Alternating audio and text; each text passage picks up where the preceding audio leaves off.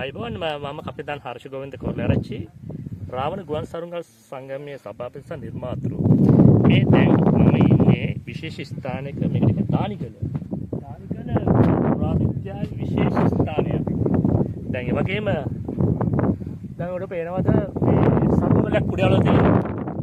ඒ තමයි අඩු ගුරුත්වය යටතේ සරුංගල් අපිට උඩුගම් ගත කරන්න පුළුවන්. මේක අහුවට පස්සේ නම් හිතෙන් නිකන් මේක විහිළුවක් සුළඟ හින්දා උඩ යන්නේ කියලා.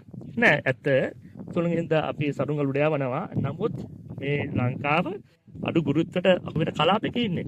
දැන් මේ අපි ඉන්න සාධර්මයේ මේ තියෙන ස්වභාධර්මයේ විශේෂත්වය අපි අල්ලගෙන මේක එක්ක සාකච්ඡා කරන්න ඕනේ. දැන් මම මේ කරන්නේ අහසත් එක්ක ගනුදෙනුවක් සාකච්ඡා කිරීමක්. ඉතින් මේ සරුංගල් ඉතිහාසයේ සඳහන් වෙනවා මේ භාවනා කරන්න යොදාගත්ත කියලා. ඒ කොහොමද කරන්නේ? දැන් මම මේ ෆින්ගර් ටිප්ස් වලින් මම මේක අල්ලගෙන ඉන්නවා.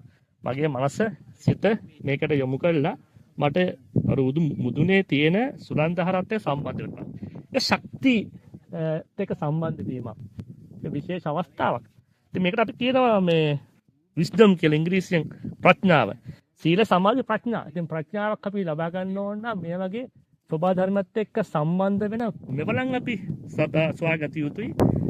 ඒවහා සම්බන්ධව අපි ස්වභාව ධර්ම සාකච්ඡා කළ යුතුව තියෙනවා.